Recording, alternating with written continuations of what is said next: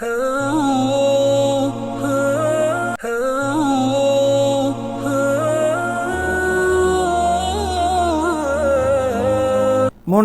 மஸ்ஜிதுல் அக்ஸா மஸ்ஜிதுல் அக்ஸா குத்பா ஷேக் யூசுப் அபு சுனைன் ஹஃபிதுல்லாஹ் இருந்தார்கள். பொதுவாக மனதுடைய சீர்திருத்தம், ஆத்மாவுடைய சீர்திருத்தம், இஸ்திகாமத் நிலையான மார்க்க கடமைகளில் நிலையாக இருப்பது, சிரமமாக இருப்பது, ஹம்து ஸலவாத் தக்வாவுடைய வசியத்துக்கு பின்னால் பொதுவாக எப்பொழுதும் ஒவ்வொரு முஸ்லீம் நான் தனக்காக முன்னோர்கள் முற்படுத்தி செய்த அமல்களை முற்படுத்தி செய்து கொண்டு வேண்டும், கியாமத் நாளுக்கு அவனை சேமிப்பு செய்ய வேண்டும், எப்பொழுதுமே மறுமையிலே அவருக்கு கிடைக்கின்ற பாக்கியங்களுக்கு முன்னுரிமை கொடுக்க வேண்டும் என்று சொல்லி மறுமையை ஞாபகப்படுத்தியுள்ள குத்பாவை ஆரம்பித்து, சில கூட்டம் உண்மையிலே அல்லாஹ்வுக்காக வாழ்ந்த ஒரு கூட்டம் இருக்கிறார்கள். எப்பொழுதும் அவர்கள் எந்த இடத்துக்கு சென்றாலும் அங்கு சந்தோஷம் பரவும், அங்கே அவருடைய கொடைத்தன்மை ஏற்படும், தாராளத்தன்மை உண்டாகும். எங்கு அவர்கள் எந்த பூமியில் சென்று தங்கினாலும் அங்கு உண்மையிலே மலைகள் பொழியும், தேவையான அளவு அவர்கள் மூலம் மக்கள் நேர்வழி பெறுவார்கள். அவர்கள் உண்மையிலே இருள்களுக்கு மத்தியிலே சந்திரன் போன்று செயல்படுவார்கள், வெளிச்சமாக இருப்பார்கள். எப்பொழுதும் கண்கள் அவருடைய வெளிரங்கத்திலே அழகை பார்க்கும், எல்லா கண்களும் அவர்களை வெளிரங்கத்திலும் அழகாக இருப்பார்கள், மக்களுடைய பார்வைகளை பிரகாசிப்பார்கள். முஸ்லீம்களை பொதுவாக முஸ்லீம்களை எப்பொழுதுமே முஸ்லீம்களோடு நீங்கள் மிருதுவாக இரக்கமாக நடந்து கொள்ளுங்கள், அவருடைய அநியாயம் இழைக்கப்பட்டவுடைய பத்துஆவை பயந்து கொள்ளுங்கள், அது ஏற்றுக்கொள்ளப்படும். எப்பொழுதுமே நீ மக்களுக்கு தீங்கிழைப்பதில் பலசாலியாக செயல்பட வேண்டாம், எப்பொழுதும் தன்னுடைய சந்தேகத்துக்கு தன்னை யார் ஆழ்த்திக் கொள்கிறாரோ அவர் தன்னைத்தானே பழித்துக் கொள்ளட்டும் என்று சொல்லிவிட்டு, நீ அநியாயம் பிறருக்கு செய்வதில்லை என்றாலும் அநியாயக்காரனோடு சேரக்கூடாது. நீ அநியாயம் செய்யாதவனாக இருந்தாலும், தாவூத் அலைஹிஸ்ஸலாத்தை பார்த்து அல்லாஹ் சொன்ன விடயம், தாவூதே ஆட்சியாளர் பழைய அரசர் தாவூத் அலைஹிஸ்ஸலாம் அவர்களே, நீங்கள் அநியாயம் செய்யாவிட்டால், நீங்கள் அநியாயக்காரன் இல்லாது இருக்கின்ற பொழுது அநியாயக்காரனோடு சேரவும் வேண்டாம். நீங்கள் அநியாயக்காரர் இல்லாவிட்டாலும் அநியாயக்காரர்களோடு சேருகின்ற பொழுதோ, அவர்களோடு நீங்கள் சாதகமாக நடக்கின்ற பொழுது நீங்கள் என்னுடைய பார்வையில் அற்பமாகி விடுவீர்கள். என்ன அர்த்தம்? அநியாயம் செய்வது, செய்யாமல் இருப்பது ஒரு சிறப்பம்சம். அதே அநியாயம் செய்யாதவர் அநியாயக்காரர்களோடு சேரவும் கூடாது. எனவே அநியாயக்காரர்களை பொதுவாக நீங்கள் நல்லவரோடு சேர வேண்டாம். ஏன் தெரியும்? உங்களுடைய தரித்திரியம் அவர்களுக்கு மடிக்கும். என்னை திக்ர் செய்யக்கூடியவோடு நீங்கள் சேர வேண்டாம் அநியாயக்காரர்களே. ஏன் தெரியுமா? திக்ர் செய்யக்கூடியவர்கள் என்னை ஞாபகம் செய்யும் என்னுடைய ரஹ்மத் அவர்களுக்கு கிடைக்கும். நான் என்னுடைய ரஹ்மத்தை கொண்டு நான் ஞாபகம் செய்கிறேன். நீங்கள் என்னை பற்றி பேசுகின்ற பொழுது என்னுடைய லான சாபம் தான் கிடைக்கும். உங்களுடைய சாபம் அவர்களுக்கு ஏற்பட்டு விடக்கூடாது. எனவே நீங்கள் அநியாயக்காரர்களே, நீங்கள் திக்ர் என்னை ஞாபகம் செய்யக்கூடிய கூட்டத்தோடு சேர்ந்து விட வேண்டாம். அந்த அடியார்களே, தனக்குத்தானே அநியாயம் செய்யக்கூடியவன் தான் ஆகப்பெரிய அநியாயக்காரன். ஆகப்பெரிய அநியாயக்காரன் தான். தனக்குத்தானே அநியாயம் செய்பவர்களிலும் அநியாயக்காரன் யார் தெரியுமா?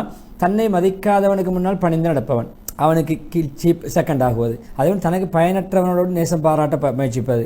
அதே போன்று எப்பொழுதுமே தன்னை பற்றி தெரியாதவன் தன்னை மேலதிகமாக பொய்யாக புகழும் பொழுது அதை கண்டு தான் பெருமிதமாக நினைத்துக் கொள்பவன். எனவே பொதுவே எப்பொழுதுமே இப்படியான அநியாயம் இழைப்பது, அநியாயக்கான உதவி செய்துவிட்டு நாங்கள் தற்காத்து கொள்ள வேண்டும் என்று சொல்லிவிட்டு, பொதுவாக அல்லாஹ்வுடைய அடியார்களே, ஒரு அடியான் எதிரியை பழி வாங்குவதற்கு சிறந்த செயற்பாடு தெரியுமா? தன்னுடைய சீர்திருத்தம். தான் மார்க்கத்துறையில் முன்னேறி போகின்ற பொழுது எதிரிக்கு அதே ஒரு செருப்படிதான், அது ஒரு தாக்கமாக இருக்கும். எனவே பொதுவாக எப்பொழுது வாக்குறுதி பயணம் தன்மை இல்லாமலாகுமோ சோதனைகள் நிறைய இறங்கும். எப்பொழுதும் மார்க்கத்தை கடைபிடிக்கின்ற பக்குவம் இல்லாமல் ஆகின்ற பொழுது ஒருவருக்கொருவர் பழி எடுக்கின்ற, பழிக்கு பழி வாங்குகின்ற, மக்கள் மற்ற அநியாயம் செய்கின்ற விஷயங்கள் அதிகரிக்கும். அல்லாஹ்விடத்தில் நாங்கள் இப்படியான விடயங்களை பாதுகாப்பதில் சொர்க்கத்தை வேண்டியவர்களாக. அல்லாஹ்வுடைய முதல் குத்பாவை முடிக்கின்ற தருவாயிலே பொதுவாக ஒரு பாவத்தை செய்து கொண்டிருக்கின்றவருடைய துவா ஏற்றுக்கொள்ளப்படாது. ஆத்மாவை நீ தௌபா செய் மௌத்தாக முன்னால். எனவே யார் மறுமையை நினைத்து நல்லமல் செய்வாரோ, கேள்வி கணக்குக்காக தயாராகி நல்லமல் செய்வாரோ, தனக்கு கிடைத்திருக்கின்ற வாழ்வாதாரங்களை எதுக்கு வைத்து போதுமாகி கொண்டு போதும் என்ற மனசோடு வாழ்ந்தால் அவருக்கு நன்மாராயம். மூமின்களே, அல்லாஹ் பக்கம் நீங்கள் தௌபா செய்யுங்கள், உண்மையான இஸ்திக்பார் தௌபா செய்யுங்கள். நான் அல்லாஹ் சொல்கிறான் ஜல்ல ஜலாலுஹு, என்னிடத்திலே தௌபா செய்து பாவமீட்சி பெறக்கூடியவர்களை நான் மன்னிப்பேன். அதே போன்று பாவமீட்சி பெற்று ஈமான் கொண்டு நல்லமல் செய்து நேர்வழி நடக்கக்கூடிய திருந்த வேண்டும். தௌபா செய்பவர் ஈமான் கொள்ள வேண்டும், நல்லமல் செய்ய வேண்டும், திருந்த வேண்டும். இந்த 3 நிபந்தனைகள் நடக்கின்ற பொழுது லகஃபார், நான் மன்னிப்பேன். எனவே தௌபா என்று சொல்வதாலோ, பாவம் மன்னிப்பு கேட்டு அதே பாவத்தை செய்வதாலோ மன்னிப்பு கிடைக்காது. திருந்த வேண்டும், ஈமானை அதிகரிக்க வேண்டும், நல்லமல் செய்ய வேண்டும், 3 நடக்க வேண்டும். எனவே இந்த 3 நிபந்தனைகளையும் பேணி நீங்கள் தௌபாவை பெற்றுக்கொள்ளுங்கள். அந்த சில அழகான புத்திமதிகளை முதலாவது குத்பாவிலே தீனுடைய இஸ்திகாமத்தாக இருப்பது, தீன்படி வாழ்வது, இதுதான் நம்முடைய அநியாயங்கள் நீங்குவதற்கும் எதிரிகளை வீழ்த்துவதற்கும் உகந்த ஒரு சாதனம் என்று சொல்லிவிட்டு 2வது குத்பாவை முதல் ஹுத்பா பரக்கத்துக்கு துஆ இஸ்திக்பார் செய்து மருத்துவண்டு முடித்துவிட்டு இரண்டாவது ஹுத்பாவை அம்து ஸலவாத் தக்வா சுபின முஸ்லிம்களை பொதுவாக நேர்வழி சத்தியப்பாதை நீங்கள் நாடினால் எப்பொழுதுமே உண்மை என்ற வாகனத்திலே குதிரையிலே பயணியுங்கள். நேர்வழியிலே இஸ்திகாமத் நிலையாக இருப்பதிலே நீங்கள் கண்காணிப்பாக இருங்கள், பயணிப்பாக இருங்கள். மூமின்களை பொதுவாக இன்றைய நிலைமைகளை பாருங்கள். உள்ளங்கள் எல்லாம் சிதறி, அதே போன்று நிலைமைகள் எல்லாம் ஒரு வகையாக சீர்குலைந்து, அளவுக்கு அதிகமாக மிகைத்த மனோ இச்சைகள், உறங்கிக் கொண்டிருக்கின்ற மனதைரியங்கள்லாம் உறங்கிவிட்டன. திடகாத்திரமில்லை, எப்பொழுதுமே சோர்வடைந்த எண்ணங்கள், மன உறுதிகள், செயல்வடையும் கொடுக்க யாரும் இல்லை. மக்கள் எல்லாம் அல்லாஹ் காட்டின வழிமுறையுடைய தூரமாகி விட்டார்கள். ஷைத்தான் அவர்களை ஆதிக்கம் செலுத்தி விட்டான். அவருடைய பந்தத்துவம் துண்டிக்கப்படுகிறது. அவருடைய ஒற்றுமை கயிறு அப்படியே சிதறி அபிநமாகிவிட்டது. எதுவரைக்கும் தான் இப்படி நீங்கள் இந்த நிலைமையில் எப்படி அல்லாஹ்வை சந்திக்கப் போகிறீர்கள்? எதுவரைக்கும் நீங்கள் இப்படி துனியாவுடைய முசீபத்தில் தத்தளிக்கப் போகிறீர்கள்? எனவே இன்றைய தினம் எனக்கு கியாமத் நாளிலே போய் எனக்கு ஏற்பட்ட கை சேதமே, காலத்தை வீணாக்கி விட்டேனே, பாலடைய வைத்து விட்டேனே, மாசடைய செய்து விட்டேனே, வாழ்க்கையை அழித்து விட்டேன் என்று கை சேதப்படுகின்ற நாள் வரைக்கும் இப்படி இருக்கப் போகிறீர்களா? எதுவரைக்கும் உங்களை நீங்களே கொண்டு கொள்கிறீர்கள்? எதுவரைக்கும் நாங்கள் இப்படியான அநியாயங்களையும் அத்துமீறல்களையும் பார்ப்பது? எனவே இப்படியான அழிவு நாசங்களுக்கு எதுவரைக்கும் நாங்கள் முகம் கொடுப்பது என்று சொல்லிவிட்டு பாருங்கள், எத்தனையோ ரத்தம் அநியாயம் ஓட்டப்படுகிறது. அதே நேரம் எத்தனையோ கோல் மூட்டுதல் மூலம் எத்தனையோ கணவன்மையோட உறவு சின்னபின்னமாகிறது, எத்தனையோ ஒற்றுமை சீர்குலைகிறது, எத்தனையோ நண்பர்களாக இருந்தவர்கள் பகைவர்களாக மாறுகள், கூத்து பார்க்கின்ற கோல் மூட்டைகள் மூலம். அதே போன்று எத்தனையோ சேர்ந்து நடந்தவர்கள் தூரமாகிறார்கள், கோல் மூட்டுவதனும் குத்திவிட்டு தூண்டி விடுவதன் மூலம். எத்தனையோ நல்ல பரஸ்பர அன்பு செலுத்தியவர்கள் வெறுத்து நடக்கிறார்கள். எத்தனையோ கணவன் மனைவி பிரிந்திருக்கிறார்கள். எனவே இப்படியான நிலைமையில் அல்லாஹ் பயந்து கொள்ளுங்கள்.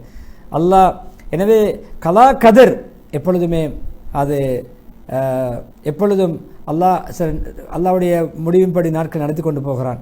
அல்லாஹ்வுடைய கலா கதிர் நடந்து கொண்டு போகிறது. எனவே எப்பொழுதும் நாங்கள் இந்த கோல் மூட்டக்கூடிய, நம்மை குத்திவிட்டு கூத்து பார்க்கக்கூடிய பேச்சுக்களுக்கு காது கொடுக்கக்கூடியது நம்முடைய சமூகத்துடைய சீர்குலைவும் தரித்திரியமும். இப்னு மஸ்ஊத் அறியக்கூடிய ஹதீஸ், முஹம்மது ஸல்லல்லாஹு அலைஹி வஸல்லம் சொன்னார்கள், கியாமத் நாளில் முதலாவது மக்களுக்கு மத்தியில் தீர்ப்பளிக்கப்படக்கூடிய மக்களுடைய இரத்தம் சம்பந்தப்பட்ட, உயிர் சம்பந்தப்பட்டது.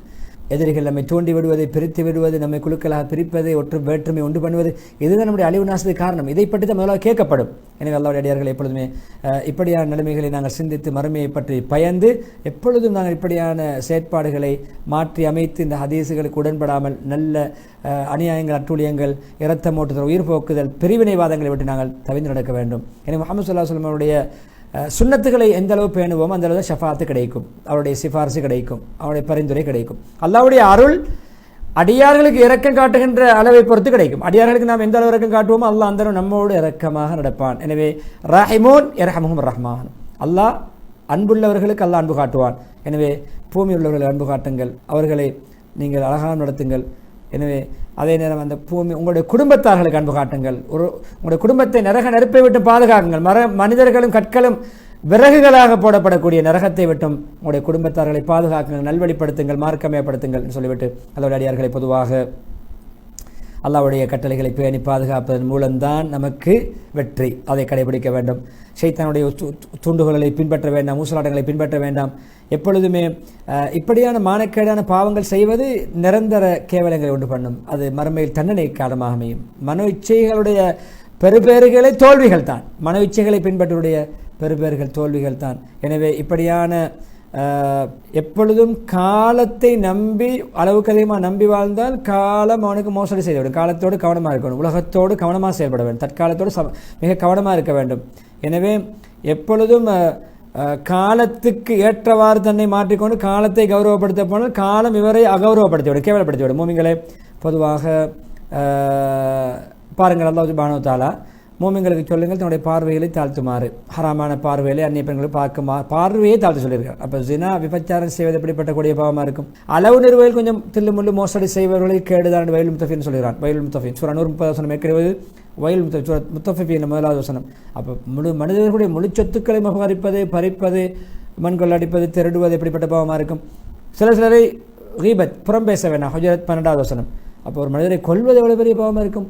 மானத்தில் கை வைப்பதே இப்படி என்றால் அவரை உயிரை போக்குவது எப்படிப்பட்ட கொடிய பாவமாக இருக்கும் என்று கேட்டுவிட்டு பாருங்கள், இந்த உலகத்தில் நடக்கின்ற எல்லா முசீபத்திலும் பாவங்கள் தான் காரணம். சொன்னார் முஹம்மது இப்னு அப்பாஸ் கூடிய ஹதீஸ், நம்பிக்கை மோசடி, துரோகம் மோசடி, அளவு பொதுச் சொத்தில் மோசடி, அளவு நிறுவ மோசடி, வியாபாரத்தில் மோசடி, பொருளாதாரங்களை மோசடி எந்த கூட்டத்திலே பரவலாக நடக்குமோ அந்த கூட்டங்களுடைய அந்த சமுதாயத்துடைய உள்ளத்திலே அச்சம் போடப்படும் எதிரிகளை பற்றி.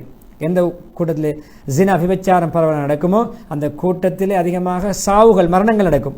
எந்த கூட்டம் அளவு நிறுவையிலே குறைபாடு மோசடி செய்யுமோ அந்த கூட்டத்தை விட்டும் அல்லாஹ் ரிஸ்கை துண்டித்து விடுவான். ரிஸ்க் பெருக வேண்டும், வருமானம் பெருக வேண்டும் என்று அளவு நிறுவையில் குறைபாடு செய்வது, ஆனால் வாழ்வாதாரத்தை அல்லாஹ் துண்டித்து விடுவான். கிடைக்காது, தரித்திரம் ஏற்பட்டுவிடும், வறுமை ஏற்பட்டுவிடும். யாரொரு எந்த கூட்டம் அநீதியான தீர்ப்புகளை வழங்குவார்களோ அவர்களுக்கு மத்தியிலே அதிகமாக உயிர் சேதங்கள் கொலைகள் நடக்கும். எந்த கூட்டம் வாக்குறுதியில் மோசடி செய்வார்கள், கொடுத்த வாக்கில் நம்பிக்கை மோசடி செய்வார்களோ அல்லாஹ் அவர்களுக்கு எதிராக எதிரிகளை சாட்டி விடுவான். எனவே இந்த தரித்திரியங்களை நாங்கள் அனுபவிக்கிறோமோ இந்த பாவங்களுடைய விளைவுகள் தான். அதே நேரம் அல்லாஹ் சுப்ஹானஹு வ தஆலா சொல்றார், நீங்கள் அநியாயக்காரர்கள் செய்கின்ற அநியாயங்களை விட்டும் அல்லாஹ் பராமுகமாக கவனீனமாக இருக்கிறான் என்று மாத்திரம் நினைத்து விட வேண்டாம். இப்ராஹிம் 42 சொன்ன அநியாயக்காரன் உற்று நோய் கொண்டு தான் இருக்கிறான். எனவே இது அவருடைய வீடுகள் அது அழிந்து அவரோட செய்த அநியாயத்தின் காரணமாக அழிந்து நாசமாக இருக்கு. அநியாயக்காரருடைய தங்குமிடங்கள் மாளிகைகளும் அழிந்து சுக்குநூறாக மாறும் என்பதை சூரா நம்ல் 52 வசனத்தில் எச்சரிக்கிறான் என்று சொல்லி இறுதியாக சொர்க்கத்துடைய ஆசை யாருக்கு தேவையோ மனவிச்சைகளை விட்டு தெரிந்து கொள்ள வேண்டும். நரகத்தை யார் பயப்படுகிறாரோ ஹராம்களை விட்டு ஒதுங்கிக் கொள்ள வேண்டும். துனியாவிலே யார் பற்றற்றவராக துனியாவுடைய மோகம் இல்லாதவராக இருப்பாரோ சோதனைகள் அவருக்கு சிம்பிளாக இருக்கும், இலகுவாக இருக்கும். சோதனைகளை கண்டு அஞ்ச மாட்டார். எனவே யார் மௌத்துடைய சிந்தனையோடு வாழ்வாரோ பாவங்களை குறைத்துக் கொள்வார். எனவே இதுதான் நமக்கு இன்றைய தேவை. சோதனைகளை பொறுமை செய்யுங்கள், உரிமைகளை கை வைக்க வேண்டாம், மக்களுடைய சொத்துக்களை அபகரிக்க வேண்டாம், அநியாயம் செய்ய வேண்டாம், பறிக்க வேண்டாம். எப்பொழுதுமே திருப்தியோடு பொறுமையோடு வாழக்கூடிய மக்களாக வாருங்கள். எனவே எப்பொழுதுமே பொறுமையிலே மிக சீக்கிரமாக ராஹத்தே சௌகரியம் கிடைக்கும். அழகான நல்லெண்ணம் உள்ளவர்களாக அல்லாவோடு வாழுங்கள். அதிலே நாங்கள் அல்லாவோட நல்லெண்ணமும் விடிவை அல்லாவிற்கு எதிர்பார்ப்பது மிக சிறந்த ஒரு சன்மானமாக மாறும். கூடிய சீக்கிரம் நமக்கு விடிவு ஏற்படும். அது கேள்வி கணக்கின்றி கூலி கிடைப்பதை காரணமாக. எனவே பொறுமை இருக்கிறதே நமக்கு பாதுகாப்பு, நமக்கு விமோசனம். எப்பொழுதுமே நாம் பதறுவது, நாம் தடுமாறுவது அது நமக்கு கை சேதம். எனவே சபர் பொறுமை உள்ளவர் மேலெண்ணங்களை அடைந்து கொள்வார். நன்றி மனப்பான்மை உள்ளவர் நியாமத்துக்கு நன்றி செலுத்தக்கூடியவர் நியாமத்தை பாதுகாத்துக் கொள்வார். நியாமத் அவரை விட்டு நீங்காது. எனவே தொழுகையை பொறுமையை கொண்டும் தொழுகையை கொண்டும் உதவி தேடுங்கள். பக்கர் 153 வசனத்தை ஓதி பொறுமையுடைய கஷ்டங்களின் பொழுது தொழுது அல்லாஹ்விடம் துஆ கேட்கின்ற முக்கியத்துவத்தை குறிப்பிட்டு, எனவே இப்படியான நல்ல மக்களுக்கு சுவர்க்கம் தங்குமிடங்களிலே சிறந்த இடம். ராஜ் 24 வசனத்தை ஓதினார்கள். எனவே மௌத்தை கண்டு அஞ்ச வேண்டாம். மஸ்ஜிதுல் அக்ஸா மக்களே, பைத்துல் மக்தஸ் மக்களே, பலஸ்தீன் மக்களே, மௌத்துக்கு பயப்பட வேண்டாம். மௌத்து எல்லோருக்கும் முடிவு செய்யப்பட்டது. ஒவ்வொரு ஆத்மாவும் மௌத்தை சுவைக்கும். அம்பியா 55 வசனம். பூமியில் உள்ள அனைத்தும் அழியும் அல்லாவை தவிர. ரஹ்மான் 26 வசனம். அதே போன்று அல்லாவை தவிர அனைத்துமே அழியக்கூடியது. கஸஸ் 88 வசனம். எனவே நாம் மாறி ஒவ்வொருவரும் மௌத்தாகத்தான் இருக்கிறோம். மௌத்தை கண்டு பயப்பட வேண்டாம் என்று சொல்லிவிட்டு ஒரு முக்கியமான பலஸ்தீனிலே வஃபாத்தாகிய ஒரு முக்கியமான மேதையை பற்றி ஞாபகப்படுத்துகிறார்கள். அதே போன்று ஷேக் அப்துல் அதீம் சல்ஹப், அதாவது அவுகாஃப் வஷூன் இஸ்லாமிய விவகாரங்களுக்கான அந்த சபையுடைய தலைவராக இருந்த, அதே போன்று பெரும் பைத்துல் மக்தஸுடைய பிரதான நீதவானாக செயல்பட்ட ஷேக் அப்துல் அதீம் சல்ஹப் ரஹிமஹுல்லாஹ் அவர்கள் நம்மை விட்டு பிரிந்திருக்கிறார்கள். வாழ்க்கையை மார்க்கத்துக்காக மார்க்க பணிக்கு அர்ப்பணித்தவர்கள் அவரை ரஹ்மத் செய்ய வேண்டும். விசாலமான அருளை கொண்டவரை அல்லாஹ் சூழ்ந்து கொள்ள வேண்டும். அவர் பல நற்குணங்களுக்கு சொந்தக்காரர், பல பண்புகளை உள்ளடக்கியவர். இல்ம் அமல் கற்ற ஞானம்படி செயல்படுவதை நினைத்து செயல்பட்டவர். நல்ல அறிவார்ந்த பணிகளை செய்தவர். நல்ல புத்திஜீவியாக செயல்பட்டவர், சிறப்பு வாய்ந்தவர், நல்ல மிருதுத்தன்மை உள்ளவர், நல்லெண்ணம் உள்ளவர், நல்ல அல்லாஹ்வுக்காக எண்ணத்தோடு வாழ்ந்தவர், எப்பொழுதுமே நல்ல இயல்புள்ளவர். அவருக்காக பல கண்கள் அழுதன, கண்ணீர் வடித்தன. அவருடைய மரணம் எல்லோருக்கும் ஒரு சோதனையாக, துன்பமாக, கஷ்டமாக மாறியது. அல்லாஹ் அவரை பொருந்திக் கொள்ள வைக்கட்டும், திருப்தி அடைய வைக்கட்டும், ரஹ்மத்துடைய நீரால் அவரை கழுகட்டும் என்று சொல்லி அவருக்கு அந்த துஆ விட்டு அவர் இழந்ததுக்காக நாங்கள் கவலையில் ஆழ்ந்திருக்கிறோம், துக்கத்தில் ஆழ்ந்திருக்கிறோம். மஸ்ஜிதுல் அக்ஸா முழுக்க, பலஸ்தீன் மக்கள் முழுக்க, பைத் மக்ஸ் மக்கள் முழுக்க நாங்கள் அவருக்காக வேண்டி துக்கப்படுகிறோம், கவலைப்படுகிறோம், அல்லாஹ்விடத்தை துஆ செய்கிறோம். உண்மையிலே அல்லாஹ் அவரை மிக உயர்ந்த சுவர்க்கத்திலே அவரை வீற்றிருக்க செய்ய வேண்டும். அவரை தன்னுடைய அன்பால் அல்லாஹ் அவருக்கு தன்னுடைய அன்பை, அவருடைய மஹப்பத்தின் மூலம் அல்லாஹ் எங்களுக்கு பயனளிக்க வேண்டும். அவரை அல்லாஹ் பொருந்திக் கொள்ள வேண்டும். தன்னுடைய முழு வாழ்க்கையையும் கல்வி சேவைக்காக, உலமாக்களின் பணிக்காக, மார்க்க பணிக்காக கழித்தவர். அதே போன்று நம்முடைய பரக்க செய்யப்பட்ட இந்த பூமியிலே மிக முக்கியத்துவம் கொடுத்து அவர் அந்த தீர்ப்பு வழங்கக்கூடிய ஒரு நீதிபதியாக, ஒரு பிரதான நீதிபதியாக, நீதவானாக செயல்பட்டவர்கள். இரவு பகல் முழுக்க இறைவனுக்கு வணக்க வழிபாடுகளிலே பொருத்தமான வாழ்க்கையிலே கழித்தவர். உண்மையிலே அவர் மரணித்தாலும் அவருடைய மாண்புகள், மரியாதைகள், சேவைகள் உயிர் வாழ்கின்றன. எனவே நாங்கள் அவருடைய இழப்பை நினைத்து வருந்துகிறோம், துஆ செய்கிறோம், ரஹ்மத்துக்காக வேண்டி அல்லாஹ் இடத்திலே மன்றாடுகிறோம் என்று சொல்லி அவரை பற்றி ஞாபகப்படுத்தி அவருக்கு அந்த மேதைக்காக வேண்டி துஆ செய்து, எப்பொழுதுமே அல்லாஹ் இதுதான் துனியா ஒரு நிலைமையிலே இருக்காது, மாறி மாறி நீங்கி கொண்டே இருக்கும், நிலைமை மாறிக்கொண்டே இருக்கும். அல்லாஹ் தான் அவன் நித்திய ஜீவன். எனவே நாங்கள் இந்த பூமியை அதில் உள்ள அனைத்தையும் அவர்கள் உள்ளவரோடு சேர்த்து நாங்கள் ஒருவர் பின் ஒருவருக்கு அனந்தரமாகிக் கொண்டிருப்போம், மாறி மாறி கொடுத்து கொண்டிருப்போம். எல்லோரும் எங்கள் பக்கமே மீட்டெடுக்கப்படுவார்கள், எங்கள் பக்கம் அவர்கள் மீள வேண்டும் என்று சூரா மரியம் 40 வசனத்தை ஓதி நீண்ட துஆ பிரார்த்தனையோடு தன்னுடைய ஆத்மாவுடைய சீர்திருத்தம் மார்க்கத்தில் ஸ்திரமாக இருப்பதுதான் எதிரிகளை வீழ்த்துவதற்கான, ஜெயம் பெறுவதற்கான, விமோசனம் பெறுவதற்கான வழி என்ற அந்த தலைப்பிலான ஹுத்பாவுக்கு முற்றுப்புள்ளி வைக்க 3 ஹுத்பாக்கள் மூலமும் பயன்பெறுவோம், வாழ்க்கையில் செயல்படுத்துவோம். மக்கா முக்கர்ரமாவுடைய ஹுத்பா பெற்றோர்களுக்கு உபகாரம் செய்வதால் கிடைக்கின்ற பிரயோசனங்கள், பலாபலங்கள், பெற்றோருக்கு உபத்திரமம் அநியாயம் செய்வதனால் பெற்றோர் நோய்ப்பாக கிடைக்கின்ற விளைவுகளை பற்றி அழகான முறையில் விவரித்திருந்தது. மதீனா முனவருடைய ஹுத்பா எப்பொழுதுமே நாங்கள் மன தூய்மையோடு செயல்பட வேண்டும், அல்லாஹ்வுக்காக வேண்டி வாழ வேண்டும், அல்லாஹ்வுக்காக வேண்டி அமல் செய்ய வேண்டும். அனைத்து செயல்பாடுகளிலும் அல்லாஹ்வுக்காக என்ற தூய்மையான எண்ணத்தை ஆழப்பதித்துக் கொள்ள வேண்டும். உள்ளத்திலே சம்பந்தப்பட்ட இரகசியமான சிறந்த அமல் என்ற அந்த அழகான ஹுத்பாவை அவர்கள் மதீனாவுடைய ஹத்தீப் நிகழ்த்தியிருந்தார்கள்.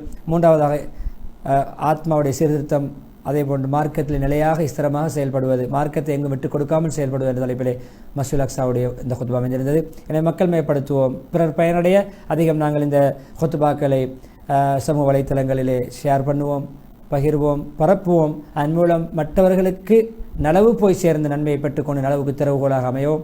எனவே நிகழ்ச்சி தயாரிப்பில் ஈடுபடுகின்ற நம் நிறுவனங்கள் நன்றி செலுத்துவனாக. மீண்டும் ஒரு மனாப் இஸ்லாம் நிகழ்ச்சியில் உங்கள் சந்திக்கும் வரை விடைபெறுகிறேன். வாஹு தாவான் அல்ஹம்துலில்லாஹி ரப்பில் ஆலமீன். வஸ்ஸலாமு அலைக்கும் வரஹ்மத்துல்லாஹி வபரகாத்துஹு.